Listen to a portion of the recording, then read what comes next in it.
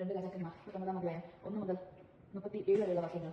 ഏഷ്യയുടെ ഉപദേശം തേടുന്നു. വിവരം അറിഞ്ഞ ഹെസക്കിയ രാജാവ് വസ്ത്രം കീറി ചാക്കുടുത്ത് കർത്താവിന്റെ ആലയത്തിൽ പ്രവേശിച്ചു. അവൻ കൊട്ടാര വിചാരപ്രകാരം എലിയാക്കീമിനെയും രാജസ്ഥാൻ ഷെബ്നയെയും പുരോഹിതൻ ശ്രേഷ്ഠന്മാരെയും ചാക്കുടുപ്പിച്ച് ആമോസിന്റെ പുത്രൻ യശയ്യാപ്രവാചകന്റെ അടുത്തേക്ക് അയച്ചു. അവൻ അവരെ അറിയിച്ചു, ഹെസക്കിയ പറയുന്നു, ഇന്ന് ദുരിതത്തിന്റെയും അധിക്ഷേപത്തിന്റെയും നിന്ദയുടെയും ദിവസമാണ്. പിറക്കാറായ കുഞ്ഞിനെ പ്രസവിക്കാൻ ശക്തിയില്ലാത്ത സ്ത്രീ എന്ന പോലെയാണ് ഞങ്ങൾ.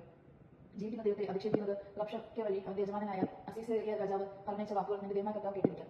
അവിടുന്ന് കേട്ട വാക്കുകൾ നിമിത്തം അവിടുന്ന് അവനെ ശിക്ഷിച്ചേക്കാം. അതുകൊണ്ട് അവശേഷിക്കുന്നത് ജനത്തിന് വേണ്ടി നീ പ്രാർത്ഥിക്കുക. ഹെസക്കിയ രാജാവ് സേവകന്മാർ യേശയ്യായുടെ അടുത്ത് വന്ന് അവൻ അവരോട് പറഞ്ഞു, ഞങ്ങളുടെ യജമാനോട് പറയുന്നു, കർത്താവ് അരുളി ചെയ്യുന്നു, അസീസിയ രാജാവിന്റെ സേവകന്മാർ എന്നെ അധിക്ഷേപിച്ച വാക്കുകൾ കേട്ട് നീ ഭയപ്പെടേണ്ട. ഞാൻ അവന്റെ ഒരു ആത്മാവിനെ നിവേശിപ്പിക്കും. കിംവന്തികൾ കേട്ട് അവൻ സ്വദേശത്തേക്ക് മടങ്ങും. അവിടെ വെച്ച് വാൾ നിവേഗം ഞാൻ ഇടവരുത്തും. അസീസിയ രാജാവ് ലക്കീഷ് വിട്ട് എന്ന് റബ്ശാക്കെ കേട്ടു. അവർ മടങ്ങി ചെന്നപ്പോൾ രാജാവ് ലിബ്നോനോട് യുദ്ധം ചെയ്യുകയായിരുന്നു. എത്യോപ്യ രാജാവായ തിർഹാക്ക തനിക്കെതിരെ വന്നു കേട്ടപ്പോൾ രാജാവ് ദൂതന്മാരെ അയച്ച് യൂദാ രാജാവായ ഹിസ്കിയയോട് ഇങ്ങനെ പറയണമെന്ന് കൽപ്പിച്ചു, ജെറുസലേം അസീസിയ രാജാവിന്റെ കയ്യിൽ ഏൽപ്പിക്കപ്പെടുകയില്ലെന്ന് വാഗ്ദാനം ചെയ്ത് നീ ആശ്രയിക്കുന്ന ദൈവം നിന്നെ വഞ്ചിക്കാൻ അനുവദിക്കരുത്. എല്ലാ രാജ്യങ്ങളെയും തീർത്ത് നശിപ്പിക്കുന്ന അസീസിയ രാജാക്കന്മാരുടെ പ്രവർത്തികൾ നീ കേട്ടിട്ടില്ലേ? പിന്നെ നീ ഒഴിവാക്കപ്പെടുമോ? ഗോസാൻ, ഹാരാൻ, റെഫ്സേഫ് എന്നീ ദേശങ്ങളെയും തൊലാസിലെ ഏതൻ കാരെയും എന്റെ പിതാക്കന്മാർ നശിപ്പിച്ചപ്പോൾ അവരുടെ ദൈവന്മാർ അവരെ രക്ഷിച്ചു. ഹമാത്ത്, അർപ്പ, സെഫാർത്തിയും ഹേന എന്നിവയുടെ രാജാക്കന്മാരെവിടെ?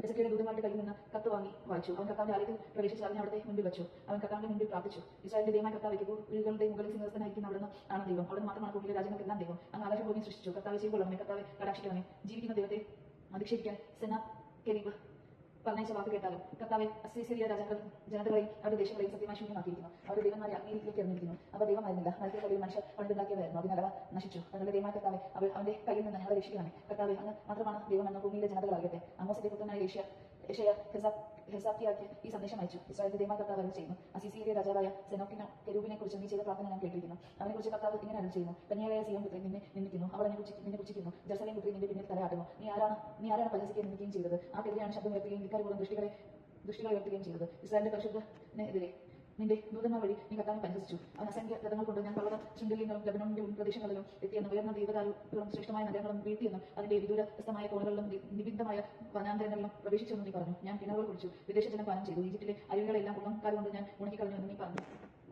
ഞാനത് പണ്ടേ നിശ്ചയിച്ചതാണ്, നീ അത് കേട്ടില്ല. പണ്ട് നിശ്ചയിച്ച ഇന്ന് ഞാൻ പ്രാവർത്തികമാക്കുന്നു. സുരക്ഷിത നഗരങ്ങളിൽ നീ നാശകൂമ്പാരമാക്കുന്നു. അവയിലെ നിവാസികളെ ശക്തി അറ്റുപോവുകയും അവർ പരിഭ്രാന്തരായി വയലിലെ ചെടികൾക്കും ഇളംപുല്ലുകൾക്കും വളരുന്നതിന് മുൻപ് കരഞ്ഞു പോകുന്ന പൂരപ്പുറത്തെ തൃണങ്ങൾക്കും തുല്യരാകുമെന്ന് ഞാൻ പണ്ട് നിശ്ചയിച്ചു. ഇന്ന് പ്രാവർത്തികമാക്കിയിരിക്കുന്നു. നിന്റെ ഇരുപ്പ് നടക്കും എന്റെ നേർക്കുള്ള നിന്റെ കോപവേഷവും ഞാൻ അറിയുന്നു. നീ എന്റെ നേരെ ക്രുദ്ധനായി, നിന്റെ ധിക്കാരം എന്റെ കാലുകളിൽ എത്തിയിരിക്കുന്നു. അതിനാൽ നിന്റെ മൂക്കിൽ കൊളുത്തു, നിന്റെ വായിൽ കഴുകാനിട്ട് എന്നെ വന്ന വഴിയെ ഞാൻ നിന്നെ തിരിച്ചയക്കും. ഇതാണ് നിനക്കുള്ള അടയാളം. താനെ മുളയ്ക്കുന്നവയിൽ നിന്ന് ഈ വർഷം നീ ഭക്ഷിക്കും. 2-ാം വർഷം അങ്ങനെ തന്നെ. 3-ാം വർഷം നീ വിതയ്ക്കുകയും കൊയ്യുകയും മുന്തിരിത്തോട്ടങ്ങൾ നട്ടുപിടിപ്പിക്കുകയും അവയുടെ ഫലം ഭക്ഷിക്കുകയും ചെയ്യും. യൂദാ ഭവനത്തിൽ അവശേഷിക്കുന്നവർ ആഴത്തിൽ വേരോടിക്കുകയും ഫലം കഴിക്കുന്നവർ ചെയ്യുന്ന വൃക്ഷം പോലെ വളരും. എന്നാൽ ജെറുസലേമിൽ നിന്ന് ഒരു അവിശിഷ്ട ഭാഗവും സിയോൻ മലയിൽ നിന്ന് അതിജീവിക്കുന്നവരുടെ ഒരു ഗണവും പുറപ്പെട്ട കർത്താവിന്റെ തീക്ഷ്ണത ഇത് നിർവഹിക്കും. അസീസിയ രാജാവിനെ കുറിച്ച് കർത്താവ് അരുളി ചെയ്യുന്നു, അവൻ ഈ നഗരത്തിൽ പ്രവേശിക്കുകയോ ഇവിടെ അസ്ത്രം എയ്യുകയോ പരിചരിച്ച ഇവിടെ വരികയോ നഗരത്തിനെതിരെ ഉപരോധം നിർമ്മിക്കുകയോ ചെയ്യുകയില്ല. അവൻ നഗരത്തിൽ പ്രവേശിക്കാതെ വന്ന വഴിയെ മടങ്ങുമെന്ന് കർത്താവ് അരുളി ചെയ്യുന്നു. എനിക്ക് എന്റെ ദാസനായ ദാവീദിന് വേണ്ടി ഈ നഗരത്തെ പ്രതിരോധിച്ച് രക്ഷിക്കും. അന്ന് രാത്രി കർത്താവിന്റെ ദൂതൻ അസീറിയ പാളയത്തിൽ കടന്ന് 180,000 പേരെ വധിച്ചു. പ്രഭാതത്തിൽ ആളുകൾ ഉണർന്നപ്പോൾ അവർ ജഡമായി മാറിയിരിക്കുന്നത് കണ്ടു. പിന്നെ അസീസിയ രാജാവായ സെനാകെരീബ് അവിടെ നിന്ന് നിനെവയിലേക്ക് പോയി അവിടെ താമസിച്ചു. അവൻ തന്റെ ദേവനായ നിസ്സോറോക്കിന്റെ ആലയത്തിൽ ആരാധന നടത്തുമ്പോൾ പുത്രന്മാരായ അദ്രമേക്കലിനും ശെരേസറും കൂടി അവനെ വാൾ കൊണ്ട് വെട്ടി കൊന്നതിനു ശേഷം അറാറാം ദേശത്തേക്ക് ഓടി രക്ഷപ്പെട്ടു. പകരം പുത്രൻ എസാർ ഹബ്ദോൻ ഭരണമേറ്റു. ദൈവമാനം കേട്ടത്